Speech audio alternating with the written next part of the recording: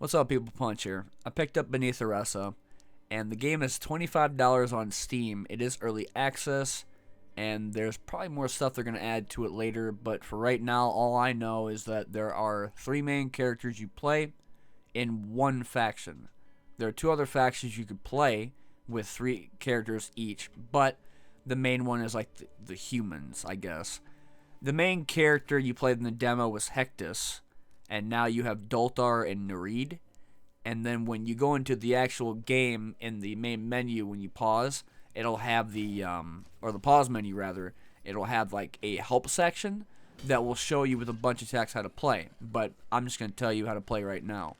The game consists of, you have 3 action or mana points, which is your blue circle. Then you have your green health bar, your armor, which is the gray kind of armor symbol by your health. Then on the bottom is your buffs, debuffs, whatever you have there.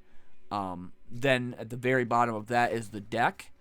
Then of course you have your cards, your discard pile, the end turn button, and then at the top left of your health and mana you have the counter gauge. And the counter gauge is something that's filled up through defending, attacking, or using like buffs like Wolf's Bane to get to do a like super counterattack. So they'll do like a cutscene to where they look like they're guarding, and then they'll do like a super move. It's not a active ability, it's like a passive ability that will go off after the meter is filled after a specific amount. It doesn't necessarily have to be like 100%. There were times that I got to like 70% or maybe 80% of a specific requirement before it would then go off. So I'm not really entirely sure on how that works, but then you get into the roguelike aspects of the game where you're going down like basically this underground area, and it's going through different sections of that area, but it's automatic. You don't really pick very much of it. So, and then when you get into it, the actual combat is what you do, as opposed to like maybe in the roguelike section of the different areas, you get like pick a card, get antiquarium, get a level for your companion, which again we'll talk about now. People are questioning why the hell you were having a companion in the game, because he doesn't really do anything in combat. And the problem is that it's not really he doesn't do anything in combat, it's that he does unlocks for you. And I know that sounds weird because, well, if that's all he does, then what the hell is the point of it?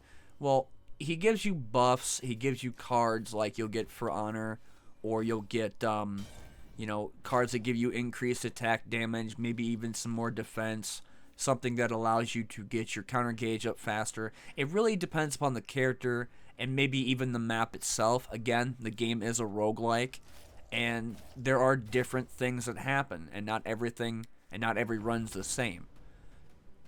Every time you win combat, for example, you have to pick a card. Normally when I played other games, like maybe Fights in Tight Spaces, or if I had played like Nitro Kid, you would be able to pick a card or skip it entirely and then just go to the next event.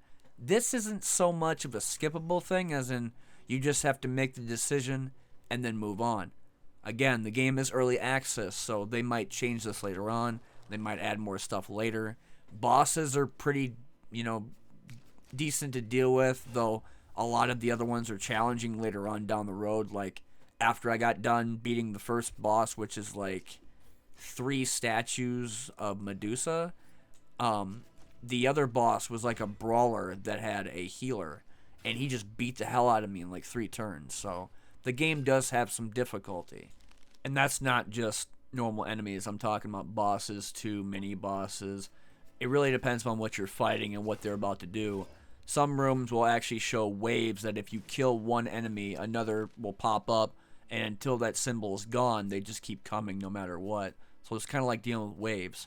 Then of course you have your like mini bosses here when you're fighting like a weird robot that looks like a Shaolin monk, and he just smacks the hell out of you multiple times with an energy ball. That being said, for $25, I mean, I can't really say for sure that it's like worth it, but then again, I bought Fights in Tight Spaces when it was early access for $25, and I put about 300 hours in that game and still go back and play it, even though it's full release and they haven't updated anything with it since then. Um, but I'd definitely say it's a game worth checking out and at least trying. They did have a demo, but sadly removed it when the game went and hit early access. So if you can't or would not pay $25 for it, $20 and under for sure. Probably be able to get it on some of the other places. And yeah, at least give it a check out. Otherwise than that, I've been One Nut Punch, and this is another video. Thanks for watching as usual, and I'm still trying other games. I do have probably Cosmoteer, and I think Requisition VR is another video I got to pop up with. But anyway, thanks for watching. I'll see y'all later.